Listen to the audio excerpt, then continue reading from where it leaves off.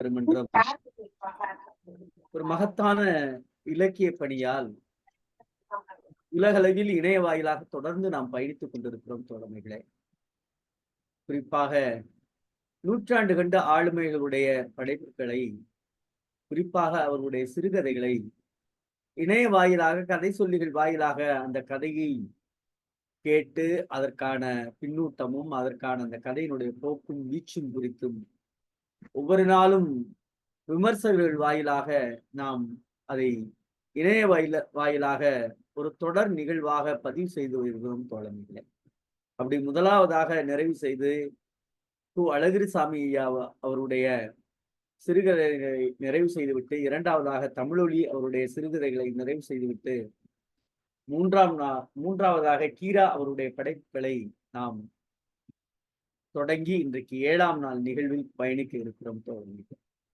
குறிப்பாக 6ஆம் நாள் நிகழ்வில் கீரா அவருடைய நினைவு அந்த மண்டபத்திலே நாம் நேற்றைய முழுவதும் பயணித்தோம்.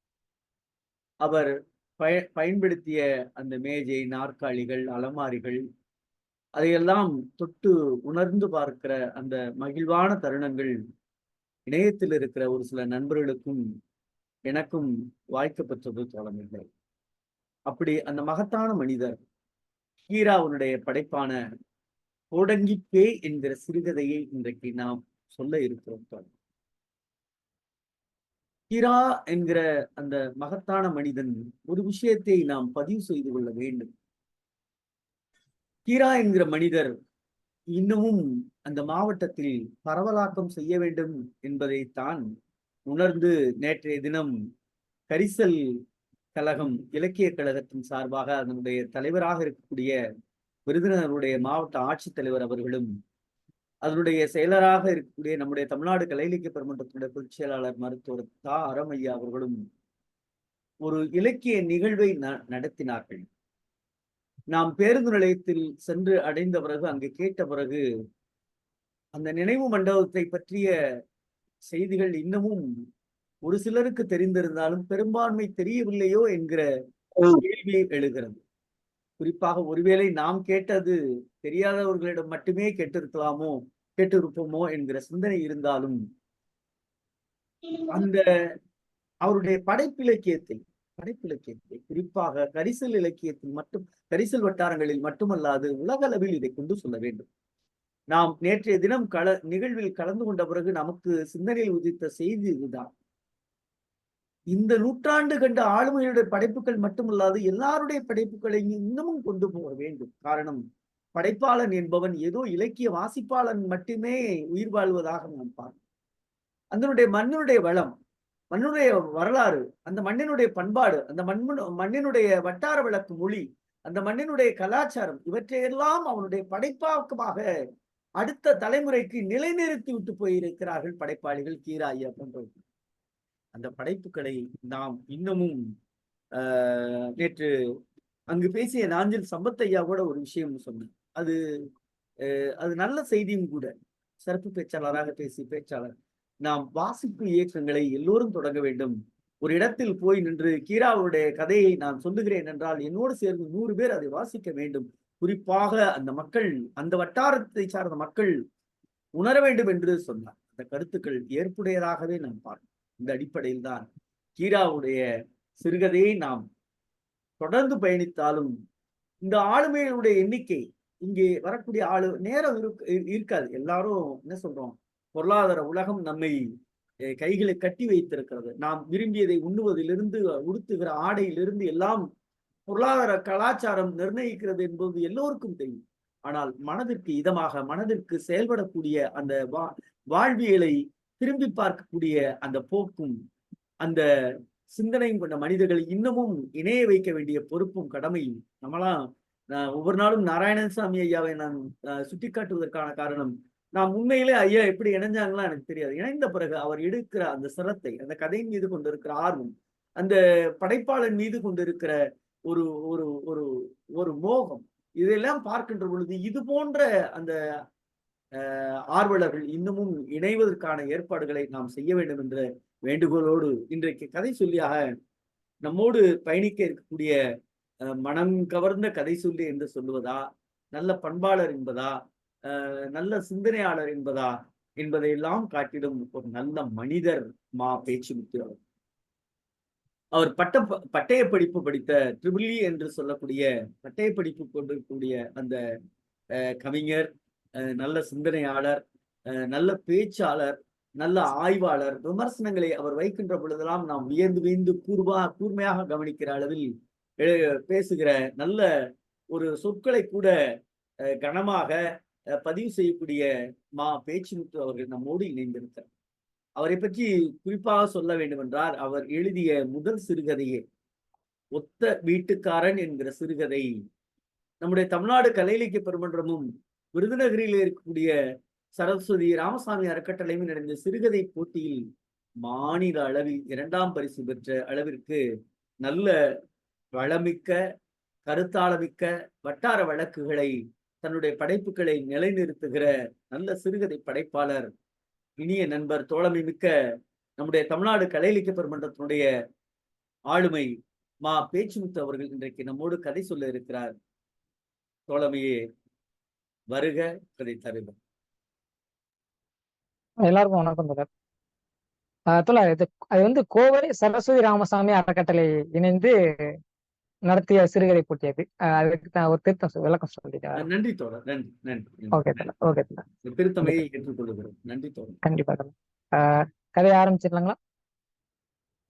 சொல்லலாம் தோழர், நீங்க. ஓகே ஓகே தோழர்.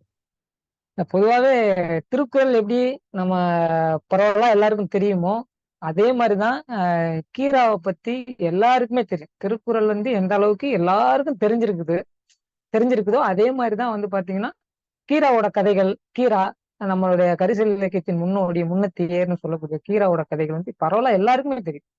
அவருடைய கதைகளை படிக்காம யாருமே வந்து இருக்க முடியாது. அது இலக்கியத்துல ஒரு படி நகர முடியாது. ஏன்னா அந்த மாதிரியான கதைகள் எழுதுனா ஒரு முக்கியமான எழுத்தாளர் தான் கீராவோட பல கதைகள் வந்து சொல்லப்பட்டுக்கிட்டே வருது தொடர்ந்து. அவருடைய நூற்றாண்டு கண்ட ஆளுமை, அந்த நூற்றாண்டு கண்ட ஆளுமை என்ற தலைப்புல தொடர்ந்து தமிழ் ஒளி அழகிரிசாமி ஐயா, அதுக்கப்புறம் இப்ப கீராஜா அவங்களோட படைப்புகள்லாம் தொடர்ந்து வந்துட்டு தமிழ்நாடு கலை இலக்கிய பெருமன்றத்தின் மூலமாக, கதை சொல்லிகள் மூலமாக உலகெங்கும் வந்து அவங்களுடைய படைப்புகளை கொண்டு போய் ஏற்கனவே சேர்ந்துருச்சு. இருந்தாலும் மக்கள் வந்து மறுபடியும் வாசிக்கணுன்ற ஒரு நோக்கத்துல கதைகளை வந்து தொடர்ந்து சொல்ல வாய்ப்பு கொடுத்துட்டு இருக்காங்க. வாய்ப்பு கொடுத்த எல்லாருக்கும், எனக்கும், எல்லாத்துக்கும் மிக்க மிக்க நன்றி அப்படின்னு சொல்லிக்கிட்டு இந்த கதையை ஆரம்பிக்கிறேன். கீராவோட ஒரு கதை தான் வந்துட்டு கோடாங்கி பை. முதல்ல நான் வந்து என்ன சொல்றேன்னா, கதவு தான் நான் சொல்றதுக்கு நான் ரொம்ப விருப்பப்பட்டு சொல்லியிருந்தேன். அப்புறம் அந்த கதவு சிறுகதை வந்து வேற ஒரு தோழர் சொல்றாரு அப்படின்னு உடனே எனக்கு என்ன தலைப்பு எடுக்கணும்னு எனக்கும் தெரியல. அப்ப என்ன தலைப்பு எடுக்கலாம்னு நானும் அப்படியே லிஸ்ட்டை பாக்குறேன். கோடாங்கி பேய் அப்படின்ற தலைப்பு வந்து பாத்தீங்கன்னா என்னை ரொம்ப இம்ப்ரெஸ் பண்ணுது. ஏன்னா நம்ம கிராமத்துல வளர்ந்தவங்கல்ல, பேய் விரட்டுறதெல்லாம் வந்துட்டு நம்ம நேரடியா பார்த்துருக்குறோம். அதனால சரி, டைட்டில் வித்தியாசமா இருக்குது. ஏன்னா கீராவோட அந்த கிராமத்து நடையா இருக்கட்டும், கிராமத்து கதையா இருக்கட்டும், ரொம்ப வந்து நம்மளை வந்து ஆச்சரியப்படுத்தும். நம்மளை வந்து என்ன சொல்றதுன்னா, ஒரு எப்படி சொல்றதுன்னா உற்சாகப்படுத்தும். ரொம்ப எழுத்து நடையா இருக்கட்டும், அந்த கதையா இருக்கட்டும், செம்மையா சூப்பரா சொல்லியிருப்பாரு. அப்படின்ற அந்த இதெல்லாம் அந்த நோக்கத்துலதான் வந்துட்டு கோடாங்கி பேய் தலைப்பு பார்த்த உடனே சரி நான் கோடாங்கி பேய் தலைப்பையே சொல்லிடுறேன், கதையே சொல்லிடுறேன் சொல்லிட்டு இது பண்ணேன். தோழர் அனுப்பிவிட்டாங்க அந்த கதையை. தோழர் அனுப்பிடுறதுக்கு முன்னாடியே நானும் ஒரு வாட்டி நெட்ல செக் பண்ணி பார்த்தேன், இந்த கதை என்ன மாதிரி கதை அப்படின்னு சொல்லிட்டு. படிச்சு பார்த்தோன்னே நல்லா என்ன சொல்றதுன்னா ஒரு அதிர்ச்சியா இருந்துச்சு எனக்கு அந்த கதையை படிக்கிறப்போ. அப்புறம் மறுபடியும் 2வது படிக்கிறப்போ எனக்கு அந்த கதை வேற மாதிரியான ஒரு கண்ணோட்டத்தை கொடுத்துச்சு. சரிங்களா? நீங்களும் கண்டிப்பா வாசிங்க. நான் கதையில ஏதாவது நிறைய விடுவேன். விட்டுட்டு தான் நான் கதை சொல்ல போறேன். அப்பதான் நீங்க வாசிக்கிறப்போ இன்னும் உங்களுக்கு நல்லா இருக்கும். முக்கியமானதை மட்டும் சொல்லிட்டு அப்படியே இந்த கதையை சொல்ல ஆரம்பிச்சிடுறேன். ஓகே, இதுல கதையை சொல்றேன். கோடாங்கி பேய்ன்றதுதான் அந்த கதையோட தலைப்பு. அன்னைக்கு முதல் இரவு. அன்னைக்கு வந்து முதல் இரவு. அவன் வந்துட்டு அந்த பொண்ணை வந்து கையை பிடிச்சி இழுத்து கட்டி அணைக்கிறான். கட்டி அணைச்ச உடனே அந்த பொண்ணு என்ன பண்ணிட்டா, கையை கடிச்சு வச்சுட்டா. கையை கடிச்சு வச்சோடனே அவன் என்னடா கையை கடிச்சு வைக்கிறாள் அப்படின்னு சொல்லிட்டு பாக்குறான். அப்புறம் சரி கைய சும்மானாச்சும் கடிச்சு வைப்பா போல அப்படின்னு நினைச்சிட்டு என்ன பண்ணா, மறுபடியும் போய் நெஞ்சோட சேர்த்து அணைச்சிடும். அணைச்ச உடனே அந்த பொண்ணு மார்லயே கடிச்சிருவா, நெஞ்சிலே வந்து கடிச்சு வச்சிருவா. கடிச்சு வச்சுன்னா ஐயோ அம்மானு கதறி போய் விலைக்கு வருவான். வந்துட்டு என்னடா இது இந்த பொண்ணு கடிச்சு வைக்கிறா அப்படின்னு சொல்லிட்டு பார்ப்பான். அந்த பொண்ணு வந்து பார்த்துட்டு அப்படியே யோசிச்சுக்கிட்டே இருப்பான். பொண்ணு நெஞ்ச கடிச்சு விட்டாளே அப்படின்னு சொல்லிட்டு அவனே நினைச்சுப்பான். அந்த மாதிரி அதாவது என்னன்னா கழுத்தாகாத மாடு இது வந்து கதையாகாத மாடு போல இருக்குது அப்படின்ற மாதிரி எல்லாம் பல இதெல்லாம் பல என்ன சொல்லுன்னா பல வரிகள்ல அப்படியே சூப்பரா சொல்லிட்டே வருவாரு கீரா. அப்போ என்னடா இது கதையாக மாட்டேங்குது என்ன பண்றது அப்படின்னு சொல்லிட்டு யோசனையோட உட்காந்துட்டு இருப்பான். அப்புறம் சரி இது இன்னைக்கு வேலையாகாது விட்டு பிடிப்போம் அப்படின்னு சொல்லிட்டு என்ன பண்ணுவான்னா பாயை எடுத்துட்டு வெளியே போயிடுவான். வெளியே போய் படுக்கிறப்ப படுத்திருப்பான். ஐயோ என்னடா இன்னைக்கு முதல் இரவு மாதிரிமே இப்படி ஆயிப்போச்சு அப்படின்னு ரொம்ப व्यசனத்தோட அப்படியே சோகத்தை பார்த்து திரும்பி படுப்பான். படுத்து முடிச்சுட்டு அப்படியே பார்ப்பான் அவளை. பார்த்துக்கிட்டு இருக்கிறப்பதான் என்னடா இந்த பொண்ணு வந்து வகையாக மாட்டேன்றாளே நம்மளுக்கு ஒத்துழைக்க மாட்டேன்றாளே அப்படின்னு இது பண்ணிட்டே இருப்பான். அப்படியே பிளாஷ்பேக் நினைச்சு பார்ப்பான். அவனுடைய பழைய கதையை வந்து நினைச்சு பார்ப்பான். என்னன்னா இதுக்கு முன்னாடி இதே மாதிரி ஒரு முதலிரவு நடந்திருக்கும். அவனுக்கு ஏற்கனவே ஒரு கல்யாணம் ஆயிருக்கும். அது கல்யாணம் வந்துட்டு பூமாரி அப்படின்ற பொண்ணை தான் கல்யாணம் முடிச்சிருப்பான். அந்த பொண்ணு யாருன்னு கேட்டீங்கன்னா சொந்தக்கார பொண்ணு தான். இவனுக்குன்னே பிறந்து வளர்ந்தவ அப்படின்னு அங்க பேசி இது பண்ணியிருப்பாங்க. அதனால ரொம்ப அந்யோன்யமா இருப்பான். சின்ன வயசுலயே ரொம்ப ஜாலியா அந்த பொண்ணு கூட பழகுவான், பேசுவான்.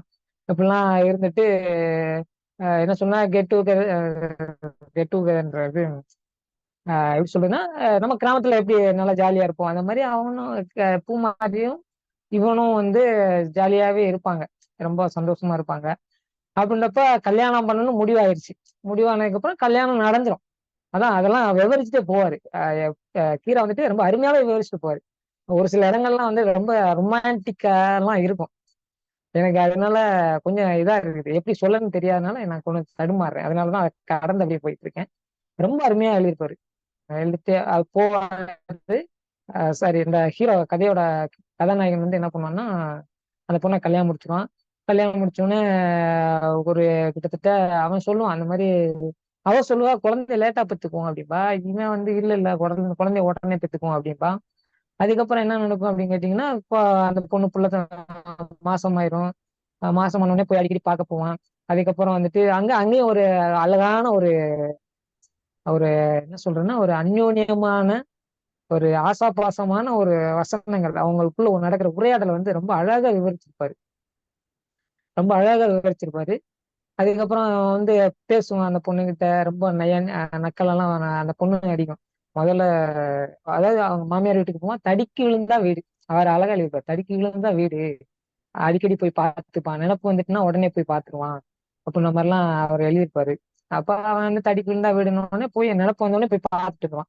இப்படி ஒரு வாட்டி போய் பார்த்துட்டு வரப்போ என்னன்னா வாசப்படியிலே வச்சு அவங்களுக்குள்ள நான் ஒரு என்ன சொல்றதுன்னா ஒரு ஊடல்லாம் ஒரு சண்டை நடக்கும். அதாவது எப்படி சொல்றதுன்னா ஒரு மாதிரி அது எப்படி ஊடல் ஊடல் மாதிரியான ஒரு சண்டை நடக்கும். அதுக்கப்புறம் அவங்க அம்மா வருவா. அம்மா வந்த உடனே உள்ள போய் பேசு அப்படின்னு அவன் பொண்ணை திட்டுவா. அதுக்கப்புறம் அவனும் பூமாரியும் உள்ள போய் பேசுவாங்க. பேசுறப்ப இவன் சொல்லுவான் முதல்ல இந்த வாயை பிடிச்சி கிழிச்சு தைக்கணும் அப்படின்லாம் பேசுவான். ஜாலியா பேசுவான். அப்புறம் பேசி முடிச்சுட்டு வருவான். அவங்க மாமியார் வந்து வெடக்கோழியா நல்லா முட்டை போட்ட கோழியா வந்து தேடி பிடிச்சி அவனுக்கு மருமனுக்கு அடிச்சு கொடுக்குறதுக்கெல்லாம் போவா. அதுக்கப்புறம் இவன் பார்த்து முடிச்சுட்டு திரும்பி வர்றப்ப அவ சொல்லுவா ஆஹ் 9 மாசம் ஆயிடுச்சு அடிக்கடி வரணும் அப்படின்ற மாதிரிலாம் அவங்க பாட்டி சொல்லியிருப்பா அப்படின்னு சொல்லிட்டு சொல்லுவான். இவன் சிரிச்சுட்டே அப்படியே நகர்ந்து வர்றாமா அப்படின்லாம் அந்த ரொம்ப அழகா வந்து அந்த காட்சி வந்து தெரியும். அது படிக்கிறப்போ அதோட அதோட உணர்வு தெரியும் நம்மளுக்கு. அப்போ அவ்வளவு அழகா வந்து அந்த இடத்துல இது பண்ணியிருப்பாரு. அதுக்கப்புறம் பாத்தீங்கன்னா 9 மாசம் இதாயிடும். 2 மாசம் ஆகி வளைகாப்புலாம் முடிஞ்சு இதாயிடும். அதுக்கு என்ன சொல்றேன்னா புள்ளத்தாச்சி ஆகி டெலிவரி டைம் கரெக்டா பிரசவம் டைமு. பிரசவம் நடக்கும். என்ன ஆகும் கேட்டீங்கன்னா அந்த பொண்ணு வந்துட்டு குழந்தை வந்து என்ன சொல்றேன்னா பாதி தான் இறங்கியிருக்கும்.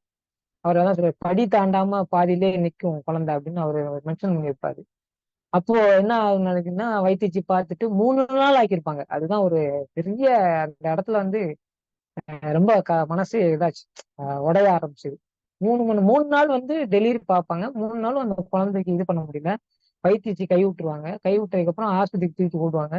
அதுக்கப்புறம் போற வழியிலே 2 உயிரும் பிரிஞ்சிரும் அப்படின்னு அந்த அவங்களுடைய முதல் கடந்த முதல் வாழ்க்கை வந்து முடிவுக்கு வரும். அந்த பொண்ணு வந்து இறந்துருவா. இறந்ததுக்கு அப்புறம் தான் 5 வருஷம் கழிச்சு அவங்க வெள்ளை அப்படின்ற இந்த பொண்ணை கல்யாணம் முடிப்பான். அப்ப இதை நினைச்சு பார்த்துட்டே இருப்பான். நினைச்சு பார்த்துட்டே தான் அந்த பொண்ணை பாக்குறப்பதான் அந்த பொண்ணு வந்து என்ன பண்ணும்னா தலைய அப்படி சுத்திக்கிட்டே அப்படியே ரவுண்ட் அடிச்சுக்கிட்டே இருக்கும். அதுக்கப்புறம் கீழே நல்லா இந்த என்ன சொல்லுவாங்கன்னா, இந்த படங்கள்லாம் பார்த்துருப்பீங்க. இப்ப உள்ள பேய் படங்கள் எல்லாம் காட்டுவாங்கல்ல, கையை ஒரு மாதிரி மடக்கிட்டு திரும்பிக்கிட்டு இப்படிலாம் தலைய ஆட்டிக்கிட்டு இருக்கும். இவன் பார்த்த உடனே கண்டுபிடிச்சுவான். ஐயோ ஐயோ பேய் பிடிச்சிருக்கு, என்ன தரக புறகன்னு எந்திரிச்சு வாசல்ல படுத்து கிடக்குற மாமியார் மிதிக்க போயிடுவான். மிதிக்காம வந்துருவான். அதுக்கப்புறம் மாமியார்ட்ட போய் சொல்லுவான், மாமியாரே இந்த மாதிரி அவ பயந்து இருந்துச்சிருவா. ஐயோ அப்படின்னு சொல்லிட்டு, என்னம்மா அப்படின்னானே, இந்த மாதிரி உன் பிள்ளைக்கு பேய் பிடிச்சிருக்குது அப்படின்னு சொன்னோன்னே அவ உபாரிக்க ஆரம்பிச்சிட்டான். நான் தான் சொன்னேனே ஒண்ணு, என்னது பூ வச்சுக்கிட்டு மல்லிகைப்பூ வச்சுக்கிட்டு சொல்ல மாட்டேன் கோயிலுக்கு பக்கம்லாம் போகாதுன்னு நான் தலைப்பாடா அடிச்சு சொல்லிட்டு இருந்தேனே அப்படின்னு சொல்லிட்டு தான் பொண்ணை திட்டிட்டு இருப்பா. அதுக்கப்புறம் அந்த அவங்க பாட்டி வந்துருவா. பாட்டி வந்து அவளும் சொல்லுவா, இந்த மாதிரி வெள்ளிக்கிழமை அதுமா பொம்பளை பிள்ளை தலையை மூழ்கிட்டு மல்லிகைப்பூ வச்சுட்டு இப்படி எல்லாம் கோயில தாண்டி எல்லாம் போகலாமா, படிச்சு படிச்சு சொன்னேனே முனி பிடிச்சிக்கிச்சு அப்படி இப்படின்னு அந்த கிழவி ஒப்பாரி வச்சுட்டு இருப்பா. சரி என்ன பண்ணலாம் அப்படின்னு கேட்டா, பேய் விரட்டுறவனா கூப்பிடுங்க அப்படின்னு சொல்லிட்டு சொல்லிடுவாங்க. சரி பேய் விரட்டுறவனா கூப்பிடுங்கன்னு சொன்னோடனே பேய் விரட்டுறவனை கூப்பிட்டு முதல் நாள் ஆஹ் ஆஹ் அதாவது பேய் விரட்டுறவன் வருவான். பேய் விரட்டுறவன் வருவான் அதாவது அன்னைக்கு நைட்டு முதல் நாள் தெரியும். மறுநாள் பேய் அந்த கோடாங்கி வர சொல்லுவாங்க. கோடாங்கி வந்த உடனே பாப்பாரு. பார்த்துட்டு அந்த உடுக்கை அடிச்சுக்கிட்டே இருப்பாரு. சாரி, கோடாங்கி அடிச்சுக்கிட்டே இருப்பாரு. உடுக்கை வேற கோடாங்கி அடிச்சுக்கிட்டே இருப்பாரு. அடிச்சுக்கிட்டு நான் பயங்கரமா இது பண்ணுவாரு. பேய் அப்படியே என்ன சொல்றேன்னா பயங்கரமா ஆடும். ஊரே வந்து வேடிக்கை பார்த்துட்டு இருக்கு. ஊரே வந்து வேடிக்கை பார்த்துட்டு இருக்கும்.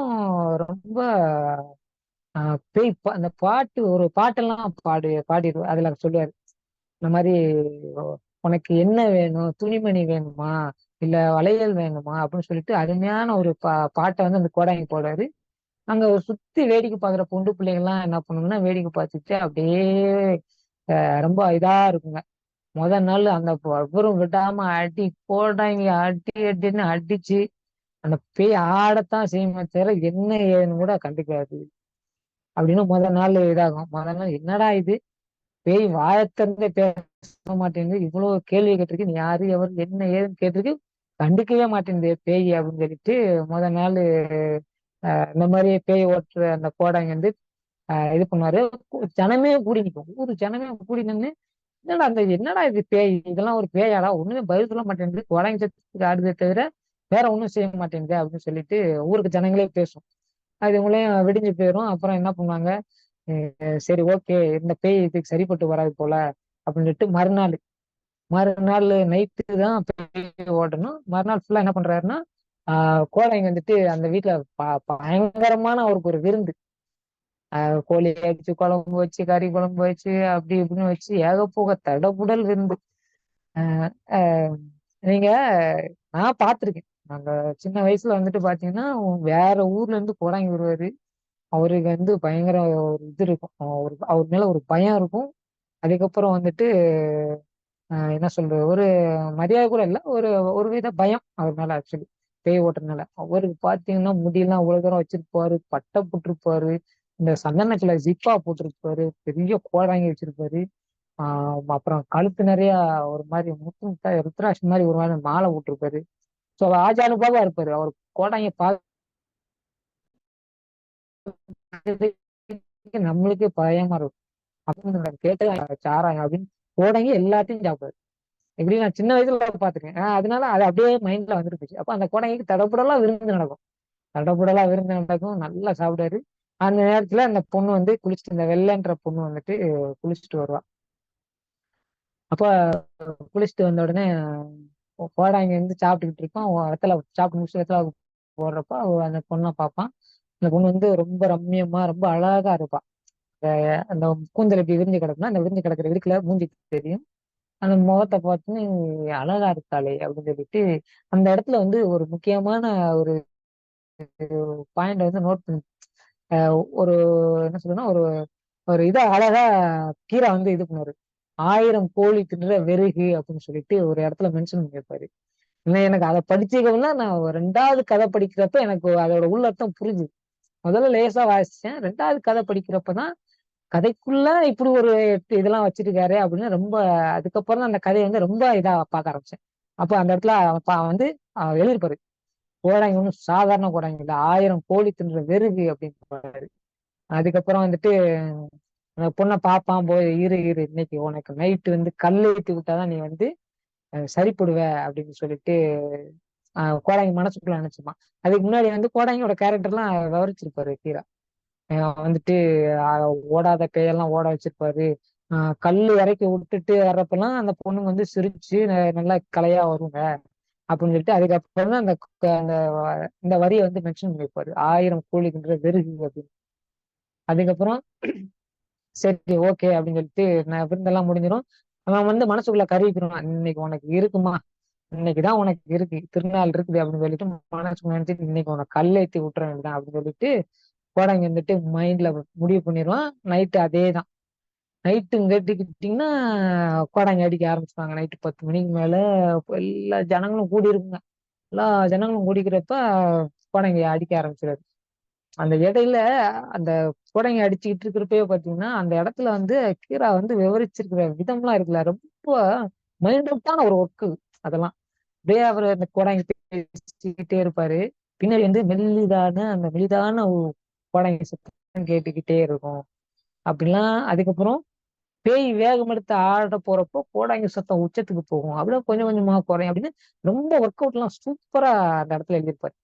அப்போ என்னன்னா அந்த கோடாங்கி வந்து 2வது நாள் பேய் ஓட்டணும், கோடாங்கி அடிக்கிறாரு, அடிச்சு இது பண்றாரு. சரிப்பா அப்பயும் வாய திறக்கானோடனே கடுப்பாயில இருந்தாரு. எடுத்து இந்த ஏற்கனவே கையோட எருக்கம்லாம் கொண்டு வந்திருப்பாரு, இது எடுத்து சாத்து சாத்து சாத்துன்னு பேய சாத்தின உடனே அப்புறம் தான் வாயவே திறக்கும். இல்ல இல்ல இல்ல இல்ல அஹ் நீ வந்திருக்கிறது ஆனா பொண்ணா அப்படின்னு அந்த படம் கேட்டோன்னே எல்லாருமே எதிர்பார்த்துட்டு இருப்பாங்க. சரி ஏதோ பேய் வந்து ஏதோ ஒரு நல்ல கதை சொல்ல போகுது, என்ன மாதிரியான கதை சொல்ல போகுதுன்னு எல்லாம் இது பண்ணிட்டு இருப்பாங்க. முதல்ல ஒரு ட்விஸ்ட், நான் வந்து ஆம்பளை பேய் அப்படின்னு சொன்னோடனே அப்படியே ஜனங்களே ஒரு மாதிரி இதாயிட்டுங்க. ஆம்பளை பேயா? ஏன்னா பொம்பளை பேய் தான் நம்ம அதிகமா கேள்விப்பட்டிருக்கோம், பொம்பளை பேய் தான் ஓட்டி இருக்கிறாங்க. முதல்ல ஆம்பளை பேய்ன்னு சொல்லுதே அப்படின்னு மக்கள் எல்லாம் பயங்கர ஆர்வமாயிருவாங்க. அப்ப இதான உடனே சரி ரைட்டு ஆம்பளை பையா, கொடைங்க பார்ப்பான் ஆம்பளை பையா அப்படின்னு. சரி ரைட்டு என்ன காரணத்துக்காக நீ பிடிச்ச அப்படின்னு கேக்குறப்ப, நான் வந்து ஒரு பொண்ணு மேல ஆசை வச்சேன், அந்த ஒத்தக்கால் மண்டபத்துலதான் அந்த பொண்ணை நான் சந்திப்பேன். அந்த பொண்ணு மேல அவ்வளவு ஆசையா இருந்தேன், என்னை வந்து கல்யாணம் பண்ணிக்கிறேன்லாம் கையில சத்தியம் பண்ணி கொடுத்தா, கடைசி அவன் வேற ஒருத்தன் கூட அந்த பொண்ணு கல்யாணம் முடிச்சுட்டு போயிட்டா, என்னை ஏமாத்திட்டான்ற நான் விரக்தியில தூக்கு மாட்டி நாண்டுகிட்டு செத்து போயிட்டேன் அப்படின்னு அந்த பொம்பளை சாரி அந்த ஆம்பளை பேய் வந்து சொல்லும். இந்த இடத்துல நீங்க இந்த கதை படிக்கிறப்போ இந்த இடத்த மட்டும் நீங்க வந்து மறுபடியும் வாசிச்சு பாக்குறப்போ இதுக்குள்ளே உங்களுக்கு வேற ஒரு மாதிரியான ஒரு ஃபீல் வரும். ஆனா அதை சொல்லல, ஒவ்வொருத்தருக்கும் ஒவ்வொரு பாயிண்ட் ஆஃப் வியூ. அதனால நீங்களே அதை படிச்சு தெரிஞ்சுக்கோங்க. அப்ப என்னன்னா அந்த மாதிரி செத்து போயிட்டான், நான் வந்து செத்துட்டேன். நீ எனக்கு என்னன்னா இந்த பொண்ணு வந்து ஒரு நாள் பட்டப்பகல்ல மாங்காய் பறிச்ச மாயன்ற புளியமரம், என்னது புளியமிஞ்சி பறிக்க வந்தா, அப்ப பார்த்துட்டு நான் அவளை தொத்திக்கிட்டேன் அப்படின்னு சொல்லிட்டு அந்த ஆம்பளை பேய் சொல்லும். அப்படியா சரி ரைட்டு, சரி இப்ப என்ன பண்ணா நீ போவ அப்படின்னோடனே, நீ போயிருவியா அப்படின்னு கேட்பான். சரி நான் போயிடுறேன் அப்படின்னு. சரி கல் எடுத்து இப்ப வந்துட்டு இன்னைக்கு வந்து உன்னை விரட்டிடுறேன்னு சொல்லிட்டு பேய அடிச்சு ஒரு மாதிரி குடங்கி அடிச்சு எல்லாம் முடிவுக்கு வந்துடும். நைட்டு வந்து கல் இது பண்ணிட்டு போற வேலை. அப்ப என்னன்னா கோடாங்கி தயாரா ஒரு அம்மிக்கல், நல்லா வெயிட், அதாவது கொஞ்சம் தேஞ்சு போன அம்மிக்கல், கொஞ்சம் வெயிட்டான அம்மிக்கல். சரி ஓகே இன்னைக்கு வந்துட்டு அம்மிக்கல்ல ஏத்தி விட்டுருன்னு சொல்லிட்டு கோடாங்கி ஏத்திடுறான். ஏத்திட்டு கோடாங்கி அடிச்சுட்டே போறான். டிங்கு டிங்கு டிங்கு டிங்கு டிங்கு டிங்கு டிங்கு டிங்கு டிங்கு அப்படின்னு அப்படியே அடிச்சுட்டு போயிட்டே இருக்கான். அடி சாமம் நல்லா. என்ன மேட்டர்னா, நானும் அதான் சொல்லல, நானும் இந்த மாதிரியான ஒரு சம்பவங்களை பாக்குறப்போ கோடாங்கி பின்னாடி யாரும் போகக்கூடாது. ஓடாங்க பின்னாடி யாரும், பேய் நைட்டு 1 மணி 2 மணிக்கு ஓட்ட போறப்போ பின்னாடி யாருமே போக மாட்டாங்க. அந்த ஊரே வந்துட்டு அதேதான் கிட்டத்தட்ட இதே சேம் அந்த கதைக்குள்ளே நான் உலாவிட்டு வந்த மாதிரி எனக்கு ஒரு பயங்கர சின்ன வயசுல எனக்கு நான் வேற ஊர்ல பிறந்து வளர்ந்தப்போ அந்த ஊர்ல அடிக்கடி பேய் நிறைய பெண்கள் வந்து இந்த மாதிரி பேய் பிடிச்சிருச்சுன்னு சொல்லிட்டு கோடைங்கெல்லாம் வந்து போட்டு வருவாங்க. அப்போ சின்ன வயசுல நம்ம இந்த மாதிரியான பயங்கரமான விஷயங்கள் எல்லாம் பயங்கர ஆர்வம் இருக்குல்ல, அப்படி போனப்பதான் அந்த இது நடந்துச்சு. அப்போ இதே மாதிரி அந்த கோடைங்க வந்துட்டு தலையில கல்லை ஏத்தி விட்டுட்டு பின்னாடி கோடைங்க வச்சுட்டே போவான். அது ரூல்ஸ் என்னது, கோடைங்க பின்னாடி போகக்கூடாது. கோடைங்க அந்த பேய் மட்டும்தான் போகும். கோடைங்க பேய் மட்டும் போவாங்க. சரிங்களா? விடியறதுக்கு போயிட்டு அந்த என்னதுன்னா அந்த உச்சி தலைமுடி இருக்குல்ல, உச்சி மயிரை பிடிச்சி இப்படி ஒரு இழுத்து அதை ஆணியில சுத்தி எந்த புளிய மரத்துல பேய் பிடிச்சிச்சோ அந்த புளிய மரத்துல வந்து ஆணியை நல்லா இறுக்கி அடிச்சுக்குவாங்க. சரிங்களா? இதுதான் இது கல்லை இறக்கி போட்டுட்டு அந்த சுத்தி அந்த அது பேர் என்ன பேரு, ஆணில அடிச்சு அந்த மயிரை வந்து ஆணில அடிச்சு வச்சுட்டு திரும்பி பார்க்காம வந்துருவாங்க. இதுதான் அவங்க இது. அப்ப அப்படி கூட்டு போவாரு இந்த குழந்தைய கூட்டு போன உடனே மக்கள்லாம் பார்த்துட்டு இருப்பாங்க. இப்ப வந்துருவான் அப்ப வந்துருவாங்க. அது வந்து அதிகபட்சம் ஒரு 1 மணி நேரம் 2 மணி நேரம் வேலை தான். அதனால சீக்கிரம் வந்துருவாங்கன்னு சொல்லிட்டு இவங்க மக்கள்லாம் எதிர்பார்த்துக்கிட்டே இருப்பாங்க. நேரம் கடந்துகிட்டே இருக்கும். ஊர் ஜனங்கள்லாம் பேச ஆரம்பிச்சுங்க. என்ன இதுங்க போனது ஆளை காணோம், இது எவ்வளவு நேரம் ஆயிருப்போகுது, 1 மணி நேரத்துக்கு வேலை 2 மணி நேரத்துக்கு வேலை, சட்டுப்புட்டுன்னு அந்த பேயோட உச்சந்தலைமையை பிடிச்சி அறுத்து அதை ஆணில வச்சு அடிச்சுட்டு அந்த கல்லறைக்கு போட்டு வர்றதுக்கு எவ்வளவு நேரமா அப்படின்னு ஒரு பெரியவர்லாம் சண்டை போட மாட்டாரு, சொல்லிட்டு இருப்பாரு எல்லா ஜனங்க கூட. அப்படின்றப்ப நேரம் ஆகிக்கிட்டே இருக்கும். 2 பேரும் வெள்ளையும் வந்திருக்க மாட்டா, கோடாங்கியும் வந்திருக்க மாட்டாங்க. அதுக்கப்புறம் என்னன்னா மக்களே பார்த்துருவாங்க, இது என்னடா ஆளையும் காணும் பேரையும் காணும்னு சொல்லிட்டு போக ஆரம்பிச்சிருவாங்க. நேரா அந்த சுடுகாட்டை தாண்டி போவாங்க. இந்த ஒரு நிமிஷம்.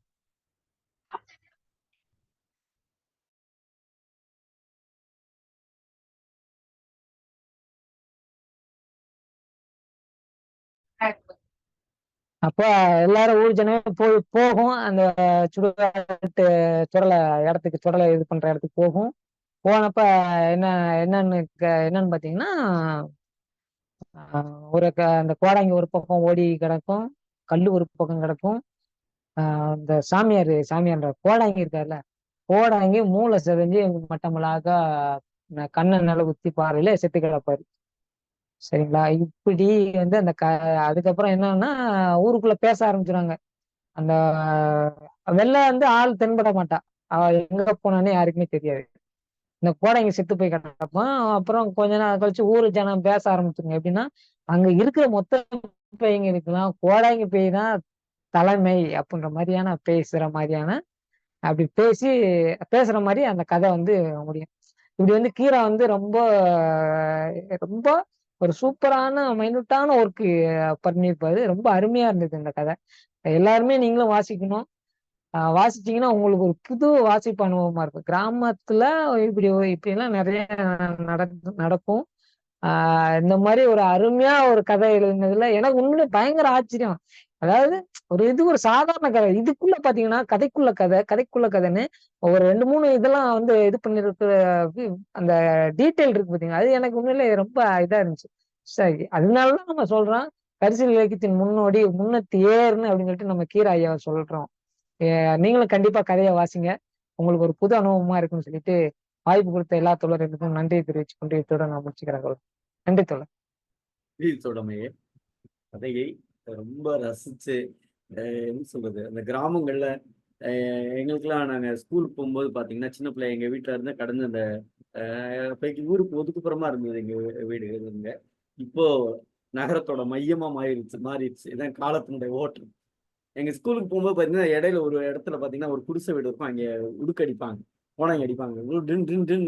அந்த இடத்துக்கிட்ட மட்டும் போகும்போது பாத்தீங்கன்னா அந்த பைக்கட்டை கொண்டு ஓடுற ஓட்டா இருக்கு பாத்தீங்களா, அடேங்கப்பா. அதுவும் அப்புறம் சத்தம்லாம் கேட்கும், டாய் ஆயின்னு கேட்கும், ஆத்தை வந்துட்டாங்கடா ஓடுறா அப்படின்னு. கரெக்டா அந்த வீடை என்னைக்காவது ஒரு நாள் மத்தியான நேரத்துல அந்த ஸ்கூல் விட்டுருவாங்க. விட்ட பிறகு பாத்தீங்கன்னா அந்த கரெக்டா 12:45 12:30 1 மணி கரெக்டா அவர் வீட்டுக்கு வரும்போது 1 மணியா இருக்கும். எங்க ஊர்ல சங்கு கரெக்டா ஊதும். 1 மணிக்கு, காலைல 8 மணிக்கு, 1 மணிக்கு, 9 மணிக்கு சங்கு ஊதும். 1 மணிக்கு சங்கு ஊதுனது போதும். டாடாடா அதெல்லாம் வாழ்க்கையில நினைச்சு கூட பார்க்க முடியாது. நான் தான் ஓடுவேன்னு பார்த்தா பின்னாடி இங்க திரும்பி பார்க்க எனக்கு முன்னாடி ஒரு 5 6 பேர் பெரிய ஆளு 12th படிக்கிற பசங்க. நான் சொல்றது 7th நினைக்கிறேன். 12th படிக்கிற பசங்களே ஓடிக்கிட்டு தான் இருப்பாங்க. ஒரு ஒரு ஒரு இது ஒரு விதமான உளவியல். இது சம்பந்தமா நிறைய பேசுவோம். மகிழ்ச்சி தோழர். நல்லா உண்மையிலே ஒரு எனக்கு அதே சொல்லல. நீங்க கதை சொல்ல எனக்கு அந்த பொட்டல்ல ஓடுன ஞாபகம் தான் இருக்கு. ஒரு முறைலாம் 1 மணிக்கு வந்தேன். ஓடி வந்துட்டு இருக்கும்போது கரெக்ட்டா அங்க ஒரு முனியா கோயில் இருக்கு. கரெக்ட்டா அந்த இடத்துல வந்து விழுந்துட்டேன். விழுந்துட்டா ஒண்ணும் சொல்ல முடியல. தேம்பி தேம்பி அழுதுகிட்டே ஓடி வந்தேன். அதெல்லாம் இன்னும் ஞாபகம் வந்தது. ரொம்ப மகிழ்ச்சி. நல்லா இருந்தது தோழர். வாழ்த்துக்கள். இதுதான் ஒரு ஒரு படைப்பு என்பது கேட்பவருடைய மனங்களை அந்த காலகட்டத்திற்கு அழைத்து சென்று மனத்திலே புதைந்து கிடக்கிற அந்த கருத்தியலை தேட வைப்பதுதான் கதை சொல்லியினுடைய ஒரு நுட்பம். அதை நீங்கள் சரியாகவே செய்திருக்கிறீர்கள். அதற்காக தமிழ்நாடு கலை இலக்கிய பெருமன்றத்தின் சார்பாக நெஞ்சம் நிறைந்த வாழ்த்துக்களையும் பாராட்டுக்களையும் தெரிவித்து வழக்கம் போல் பின்னூட்டத்தால் பெருமை சேர்க்கிற நம்முடைய கவிஞர் ரவீந்திர பாரதி அவர்களை பின்னூட்டம் சொல்ல வருமாறு அன்போடு அழைக்கிறோம். அனைவருக்கும் வணக்கம். எல்லோருக்கும் வணக்கம். வணக்கம் ஐயா. வணக்கம். வணக்கம் வணக்கம் ஐயா. வணக்கம். ரொம்ப அருமையான கதை. கிராமப்புறத்துல நான் இப்பெல்லாம் அருகி போச்சு. இந்த பேய் பிசாசெல்லாம் கொஞ்சம் விஞ்ஞானம் வளர வளர, தொழில்நுட்பம் வளர வளர, கல்வி பெருக பெருக இதெல்லாம் கொஞ்சம் குறைஞ்சு போச்சு. நம்ம பேராசிரியர் கருமுருகன் சொன்ன மாதிரி இது உளவியல் பிரச்சனை. இது வந்து மருத்துவர்கள் வந்து ஹிஸ்டீரியான்னு ஒரு வகையான ஹிஸ்டீரியான்னு சொல்லுவாங்க. இந்த சாமி ஆடுறது, இந்த பேய் ஆடுறது, இதெல்லாம் ஒரு ஹிஸ்டீரியா. அது என்னன்னா அவர்களை அழியாமலே ஒரு உள் மனசுல பதிஞ்சு போயிடுது. எங்க பக்கத்து வீட்டுல புதுசா கல்யாணம், நான் ஒரு 4வது 5வது படிக்கும்போது அந்த காட்சியை பார்த்தேன். எனக்கு அப்படி நினைவுக்கு வருது. ஒரு அம்மா கல்யாணம் ஆகி ஒரு 2 வருஷம் தான் ஆச்சு அந்த பொண்ணுக்கு. அவளுக்கு பேய் வந்துருச்சு. இந்த பேய் வந்தா எல்லாரும் அவளுக்கும் உருதுக்கும் சம்பந்தமே இல்லை. ஆனா பேய் வரும்போது பீடி பிடிக்கிறா, அப்புறம் வந்து உருது பேசுறா, உருதுலே பேசுறா. உருது என்னடா அநியாயமா இருக்குன்னு பார்த்தா, ஒரு முஸ்லீம் இளைஞன் வந்து தூக்கு போட்டு செத்துட்டானா. அந்த மதியம் ஒரு 1 மணிக்கு அந்த பக்கம் போயிருக்கிறாயோ, போன உடனே அவன் பிடிச்சிட்டான் இவளை அப்படின்னு சொல்லி அந்த கதை வருது.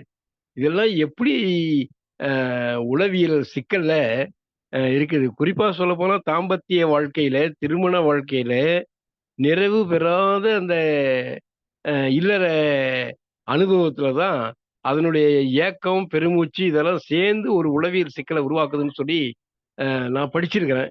அது மருத்துவர்கள் தான் விளக்கணும். ஆனா இந்த கிராமப்புறத்தில் இருக்கக்கூடிய இந்த நம்பிக்கை, இந்த அது ஒரு வைத்தியம். அது ஒரு வைத்தியம் தான். இந்த கோடாங்கி எங்க பக்கம் என்ன சொல்றாங்கன்னா, கோடாங்கி சொல்ல மாட்டாங்க, பேய் ஓட்டுற பூசாரின்னுவாங்க.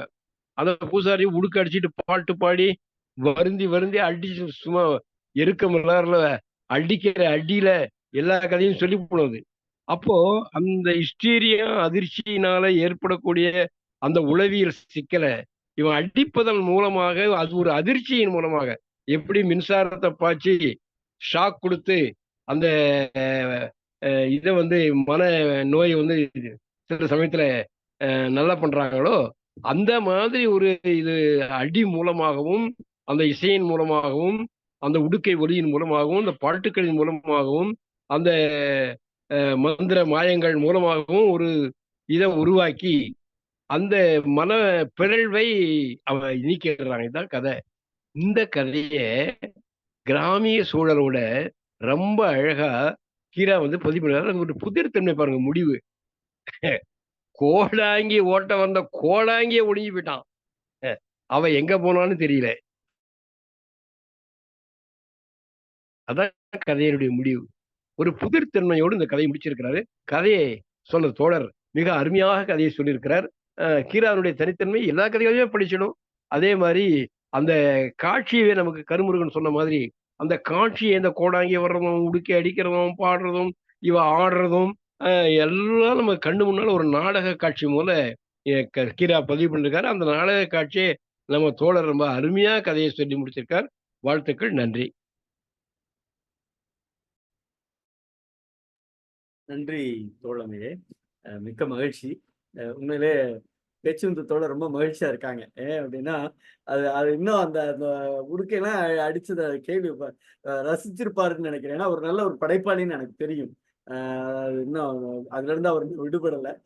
அடுத்ததாக நம்முடைய பின்னூட்டத்தால் பெருமை சேர்க்கிற சிவசுப்பிரமணியன் தோழர் நேற்று ரொம்ப மனநிறைவா இருந்தது நேற்றைய சந்திப்பு. உங்களுடைய சந்திப்பு நல்ல எளிமையா பழகுனீங்க. ரொம்ப சிரித்த முகத்தோடு வாஞ்சியோடு அந்த உங்களுடைய அன்பை பகிர்ந்து கொண்டது ரொம்ப மகிழ்ச்சியா இருக்கிறது. நன்றி தோழமையே. உங்களுடைய பின்னோட்டம். தோழர்கள் அனைவருக்கும் வணக்கம். நேற்று ஒரு நம்ம வாழ்வில் கிடைத்த ஒரு பொன்னாள் மாதிரி, மறக்க முடியாத நாள். நம்ம சந்தித்ததெல்லாம் மறக்க முடியாது. இன்னைக்கு இந்த கதையை சொன்ன தோழர் பேச்சிமுத்து யதார்த்தமாக சொன்னார். அந்த கீராவினுடைய எழுத்தோட்டம் அதை அப்படியே சொன்னார். அந்த பாணியே ரொம்ப அருமையாக பிடித்து கொண்டு சொன்னார். அந்த கோடாங்கி சத்தத்தை சொல்லும் போது ரொம்ப மகிழ்ச்சியாக இருந்துச்சு. அதை அப்படியே தத்ரூபமாக சொல்லி வெளிப்படுத்தினார். அவருக்கு பாராட்டுகளும் வாழ்த்துக்களும். அந்த கோடாங்கி அடிப்பவரின் சத்தமும் அந்த கோடாங்கிக்கு தகுந்தாக்குள்ள இருக்கும். அது அது பொருத்தமாக இருக்கும். அது அந்த காலத்துல அப்படி இருந்தாங்க. இதெல்லாம் அந்த பயம் கொண்ட மனத்தை உடையவர் யாரோ அவங்கள வச்சு ஒரு பிழைப்பு நடத்துறவங்க கோடாங்கி, வேற ஒண்ணும் கிடையாது. இதுல அந்த காலத்துல அப்படி இருந்துச்சு. இப்ப இல்லைன்னா என்ன காரணம்? அதெல்லாம் ஒழிஞ்சு போச்சு. அந்த முதல் மனைவி இவ 2வது மனைவியா வந்ததுனால இவளுக்கு இவனோட வாழ்க்கை வாழ பிடிக்கல கொஞ்சம். அதனாலேயே மறுக்கிறா. இப்போ படிச்ச பெண்கள் அது இந்து சட்டப்படி இந்து சட்டமே இருக்கு. 2 பேரும் மனப்பூர்வமாக சம்மதித்தால்தான் இணையலாம். இல்லைன்னா ஒருத்தர் சம்மதிக்காட்டாலும் இணைய முடியாது. அதான் இந்து சட்டம். இவ படிக்காத கிராமத்து பெண்ணு எப்படி மறுக்கிறது அப்படின்னு பார்த்தா பேய் பிடிச்சது மாதிரி நடிக்கிறது, மறுக்கிறது. ஆனாலும் அந்த அவன் அடிக்கிறதெல்லாம் தாங்கிக்கிறது ஒரு கொடுமை தான். அதெல்லாம் அவங்க சில நேரங்கள்ல ரொம்ப இந்த விளாட வச்சு அடிக்கிறது எல்லாம் ரொம்ப பரிதாபம் தான். அப்புறம் அந்த பெரிய கல்லை தூக்கி கொண்டு போய் சுமந்து கொண்டு போய் போடுறது எல்லாம் கிராமங்கள்ல நம்ம அந்த காலத்துல பார்த்த சம்பவங்கள்ல ஒரு விழிப்புணர்வு தோன்றிய பிறகு இது மாறிவிட்டது. தற்கொலை பண்ணவங்க ஆவியா நடமாடுவாங்க அப்படிங்கிறது இப்பவும் அந்த எல்லாரும் நிறைய பேர் நம்புதாங்க. அப்படியெல்லாம் கிடையாது அப்படிங்கிறது அறிவியல் பூர்வமான உண்மை என்று சொல்லிக்கொள்ள விரும்புகிறேன். இந்த ஒண்ணு சொல்லுதாரு. அந்த 2வது அவனுக்கு கல்யாணம் பண்ண பெண்ணு கன்னிகழியாத பெண்ணை கட்டி வச்சுட்டாங்க. அதனால பாதி அவள் மிரண்டு பயப்படுதா. அதனால அவள் எதிர்ப்பு கொடுக்கிறாள். அவ்வளவுதான், வேற ஒண்ணும் கிடையாது. இந்த கோடாங்கி பேயின் மூலமாக அந்த காலத்தில் நடந்த சம்பவங்களை அப்படியே தத்ரூபமாக இந்த கதையின் மூலம் கீரா அவர்கள் வெளிப்படுத்தி இருக்கிறார் என்றே சொல்ல தோன்றுகிறது. வாய்ப்புக்கு நன்றி. நன்றி தோழமையே, மிக்க மகிழ்ச்சி. அடுத்ததாக நம்முடைய ரேவதி நவநீத கிருஷ்ணன் தோழர்.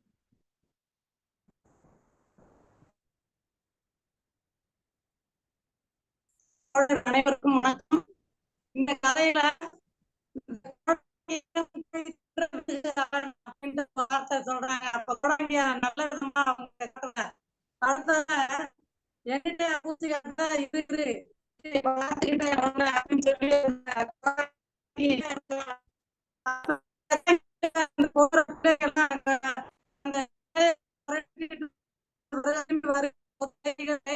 மாறி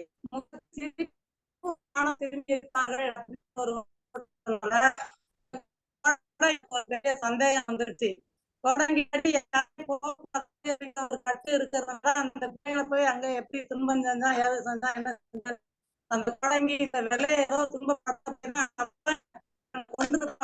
மாதிரி மனசுல தோணுது.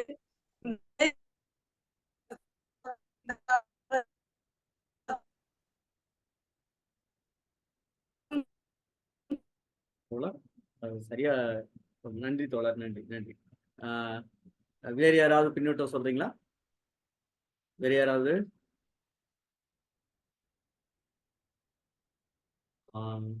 க-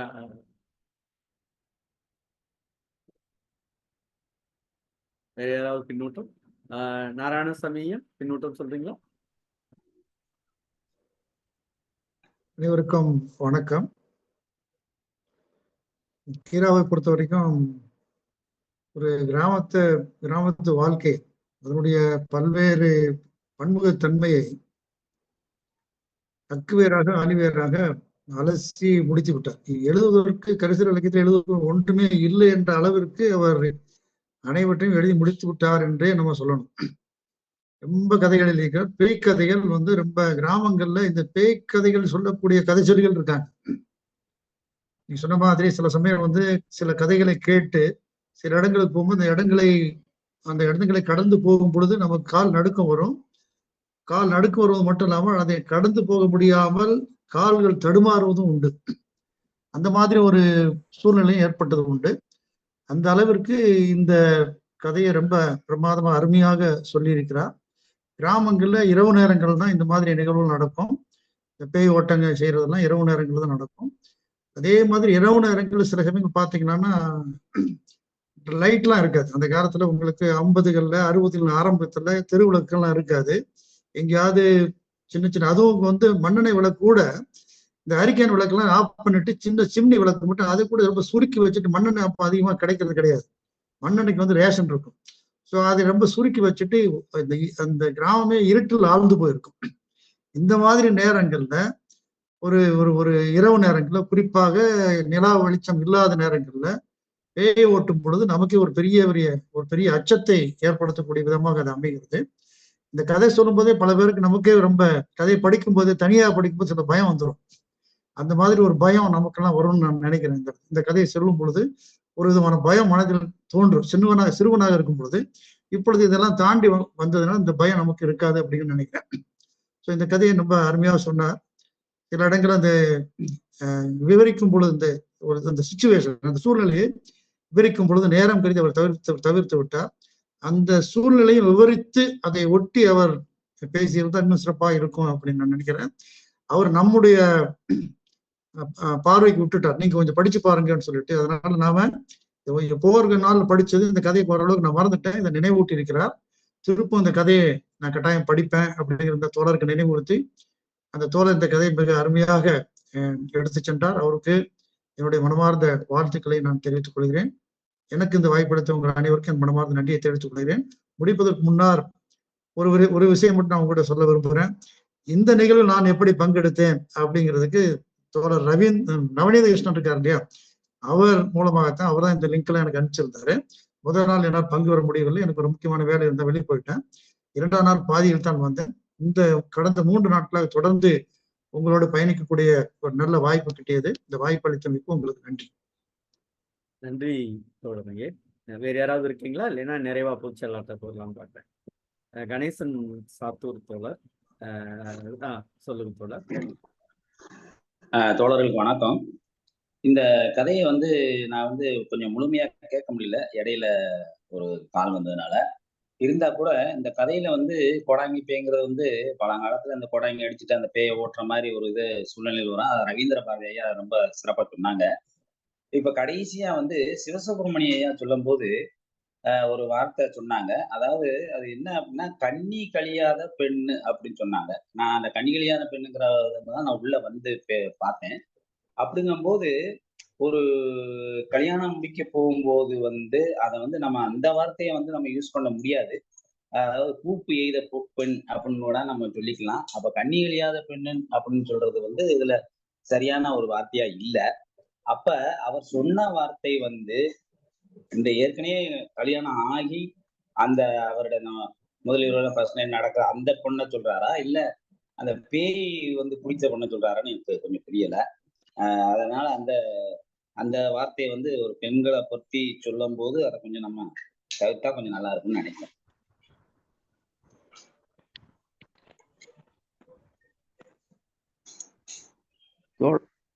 தோழர் கீரா அந்த கதையில குறிப்பிட்டிருக்காரு.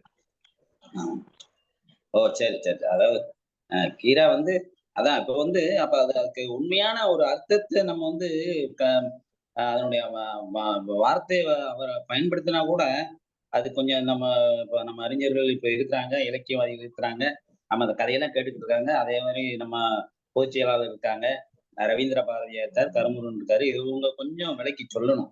ஏன்னா அது அந்த வார்த்தை வந்து நம்ம அப்படி யூஸ் பண்ணலாம். யூஸ் பண்ணலாமா அப்படிங்கிறது. தோழர், அவனுடைய அந்த 2வது மனைவி அந்த பருவத்துக்கு வராம இருக்காப்புல, அதனால பயந்து மிரண்டு போய் எதிர்ப்பு காட்டுறான். அதுதான் இங்க குறிப்பிட்டார் கதையில. அதான் நீங்க சொல்லியிருக்கீங்க. சொன்னா கூட அது கொஞ்சம் வந்து ஆய்வுக்கு உட்படுத்துற மாதிரி அந்த வார்த்தை அப்படி நம்ம பிரயோகப்படுத்தலாமா?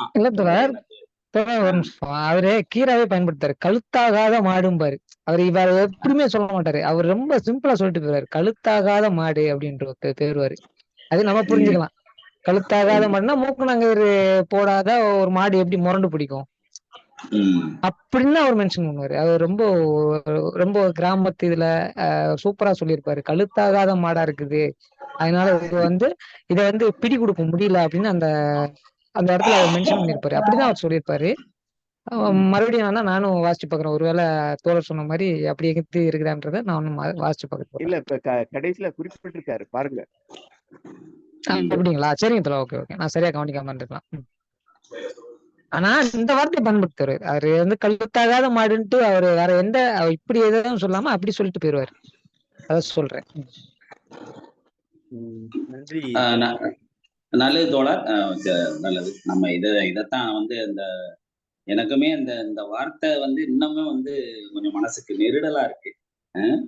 அதனால வேற ஒண்ணும் இல்லை. நன்றி தோழமையே. உங்களுடைய கருத்து பதிவு என்பது சரியானதை என்றே நாம் பார்க்கிறோம். ஆனால் ஒரு படைப்பாளன் என்பவன் தான் படைக்கின்ற பொழுது இப்போ ஒண்ணும் இல்லை, 2 பேர் ஒரு கிராமத்துல அடிச்சுக்கிறாங்க அப்படின்னா மரபு கருதி அந்த வார்த்தைகள் எல்லாம் மறைச்சு அப்படியெல்லாம் பேச முடியாது. ஒரு சில விஷயங்கள் அது படைப்பிலக்கியம் என்பதால் அப்படி இருக்கிறது என்பதை நாம் ஏற்றுக்கொள்ள வேண்டும் என்பதாகவே நம்முடைய தோழருக்கும் நான் இதை பதிவு செய்கிறேன். வேற ஒண்ணும் கிடையாது. படைப்பிலக்கியம் தான்.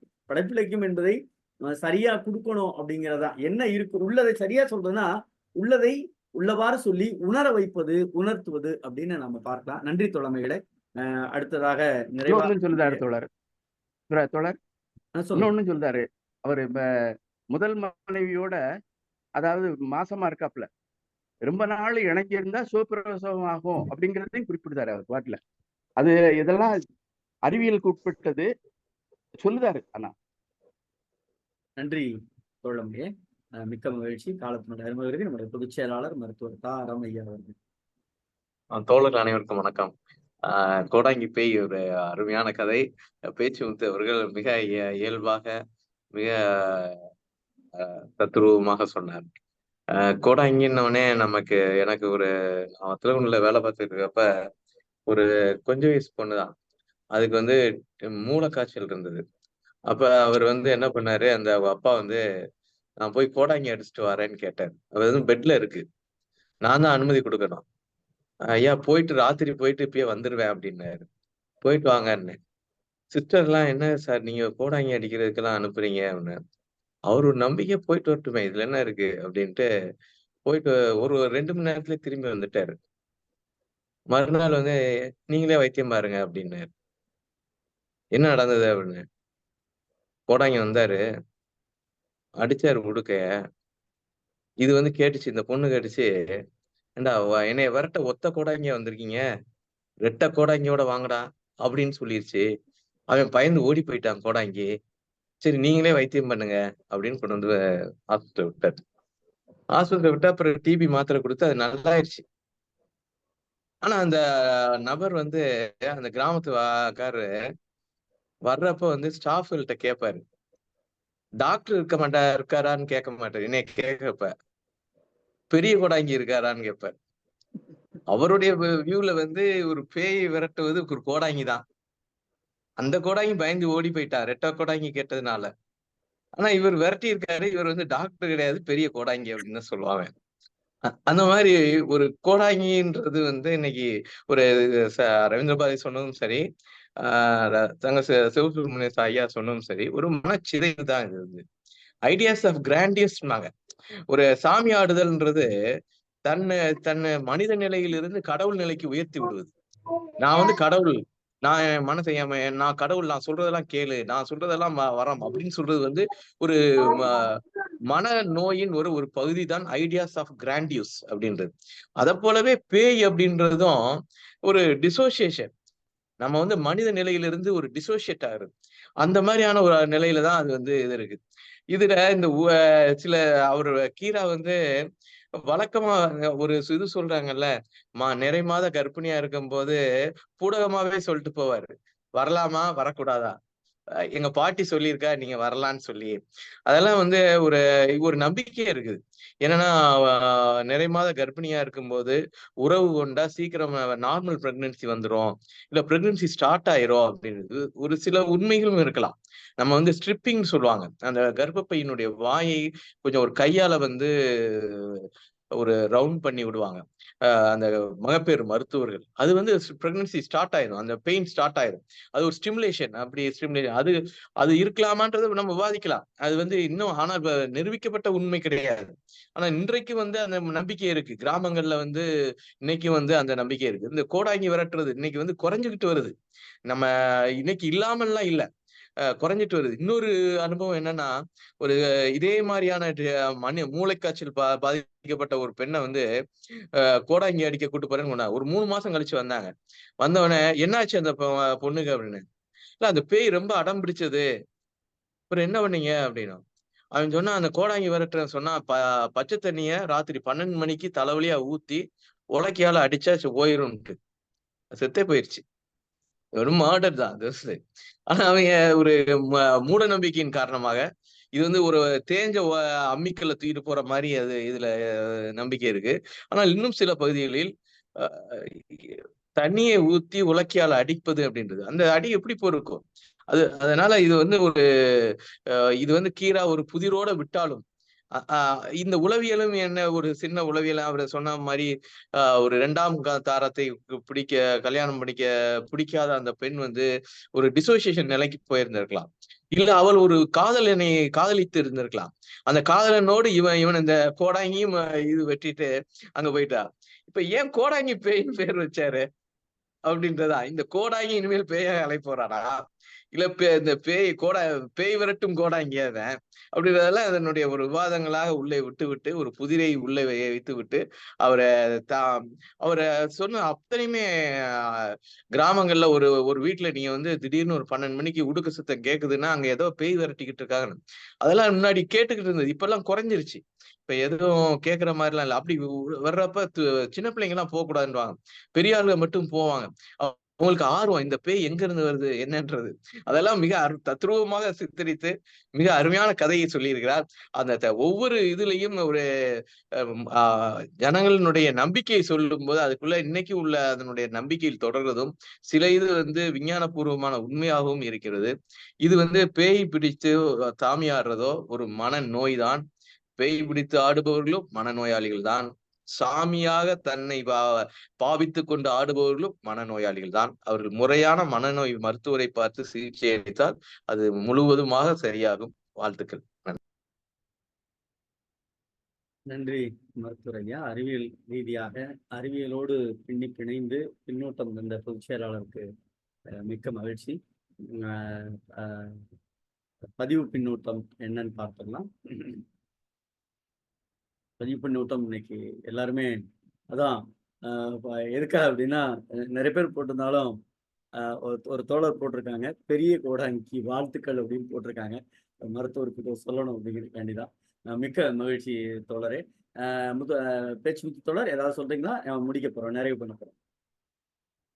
ஆமா தோழர், அதாவது நம்ம சார் அறம் சார் சொன்ன மாதிரி அந்த பொண்ணு, அதாவது அந்த பொண்ணுக்கு பேய் பிடிச்சிருக்குன்னு சொல்றோம்.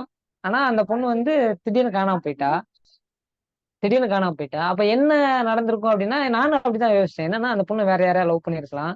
அதாவது அந்த பொண்ணு லவ் பண்ணி அப்படி ஒரு நடிச்சுட்டு இந்த பொண்ணு எஸ் ஆகி போயிருந்துருக்கலாம். அந்த கோடாங்கி வந்து அந்த பொண்ணை வந்து அபியூஸ் பண்றதுக்கு முயற்சி பண்ணியிருந்துக்கலாம். அதனால அந்த பொண்ணு கள்ளத்துக்கு போயிட்டு அவனுடைய காதலன் கூட போயிருக்கலாம். அப்படின்ற மாதிரிலாம் அந்த கதையை படிக்கிறப்போ வெவ்வேறு ஆங்கிள் வந்து நான் வந்து இது பண்ணி பார்த்தேன். பொருத்தி பார்த்தேன். நல்லா ஒரு என்ன சொல்றதுன்னா, நம்மளே கதை எழுத தூண்டுற அளவுக்கு வந்து அந்த கடைசி வந்து கிளைமேக்ஸ் வந்து அப்படிதான் இருந்தது. நான் அப்படிதான் யோசிச்சு பார்த்தேன். அந்த பொண்ணு ஏன் வந்து அவ வந்து கதையா தான் சொல்லியிருக்கா. உண்மையிலேயே வந்து அந்த பொண்ணுக்கு பேய் பிடிச்சிருக்குதா என்னன்றது அது 2வது பட்சம். ஆனா அந்த பொண்ணு வந்து உண்மையிலேயே ஒருத்தனை லவ் பண்ணியிருந்திருக்கலாம். அது ஏதாவது ஒரு காரணத்தால தடை பண்ணி இவனுக்கு கல்யாணம் பண்ணி வச்சிருக்கலாம். அதுல இருந்து மீண்டு போறதுக்கு இந்த மாதிரி பேய் பிடிச்ச மாதிரி நடிச்சு காதலனை வர சொல்லி அவன் கூட தப்பிக்கிறதுக்கு முயற்சி பண்ணியிருக்கலாம். அதெல்லாம் நான் பயங்கரமா யோசிச்சு பார்த்தேன். அப்படியான அந்த இடைச்செருகளெல்லாம் யோசிச்சு பார்த்தேன். அப்படிதான் ஒருத்தவங்களுக்கும் ஒவ்வொரு பாயிண்ட் ஆஃப் வியூ.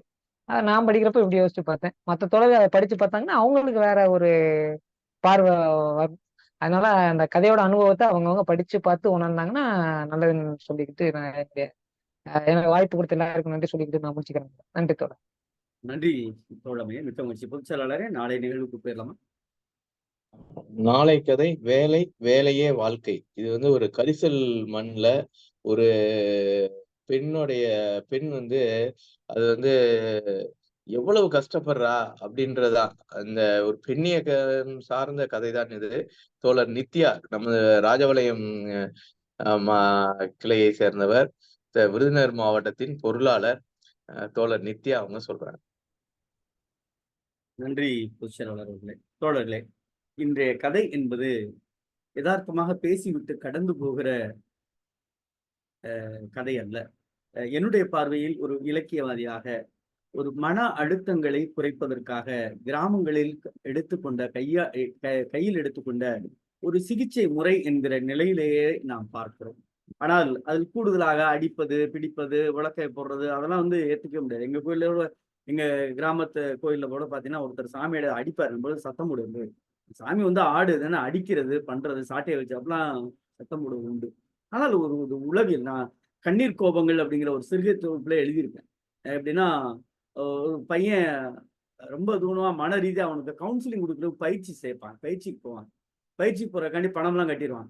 பணம் கட்டின பிறகு எவ்வளவுன்னா அந்த பயிற்சி கவுன்சிலிங் கொடுக்கறதுக்கான அந்த ஆளுமை பயிற்சிக்காக 1,50,000 ரூபா ஃபீஸ், 1,50,000 ரூபா ஃபீஸ் கதை போக்கு. அதுதான் கட்டிடுவாங்க, போவான். அப்பேக்கு ஒருத்தர் வருவா, எப்பா போறதுதான் போற, குலசாமிக்கு போயிட்டு சாமியை கும்பிட்டுட்டு போவே அப்படின்னு சொல்லுவார். உடனே இவர் பையன்லாம் கூப்பிட்டு ஒரு வாடகை கார் எடுத்து அப்படிலாம் போற, அது ஒரு விதமான கதை போக்கோடு போகும். அங்க போனா ஊர் திருவிழாங்கிறதே இவருக்கு மறந்துறாங்க, போன போறதுன்னு தெரியும். அந்த கம்மாயில குளிச்சுட்டு அந்த சாமியை அழைச்சு கூட்டிட்டு வருவாங்க. கூட்டிட்டு வந்த பிறகு அவர் வேமா ஆடி வருவார். ஆடி வந்த பிறகு அந்த பையன்கிட்ட வந்து ஆடி அப்படி குதிப்பார். குதிச்ச பிறகு துண்ணூறு எடுத்து தலையில ஓங்கி அடிச்சுட்டு கையில் கொடுப்பார். போடா, உனக்கு நல்ல காலம் பிறந்துருச்சுடா, உனக்கு இனிமே எல்லாமே நல்லதுதே நடக்கும்டா, போடா, நீ நினைச்சதெல்லாம் நடக்கிறதுக்கான காலத்தை நான் ஆரம்பிச்சு வச்சுட்டேன்டா அப்படிம்பாரு. வந்த பிறகு அப்பா பையன் சொல்லுவான், அப்பா நாளைக்கு நான் வேலைக்கு இன்டர்வியூக்கு போறேன் அப்படின்னு சொல்லுவேன். இது ஒரு மிகப்பெரிய உளவியல். அது ஒரு நாம அப்படித்தான் பாக்குறோம், ஒரு மருத்துவம் அப்படிங்கிறதான். ஏன்னா இது என்ன சொல்றது, அந்த காலகட்டத்தில் இன்றைக்கு இருக்கக்கூடிய மருத்துவ வசதிகள், அறிவியல் கூறுகள் அங்கே தமிழர் பண்பாடுகளில் அதை நிரம்பி வழியவில்லை.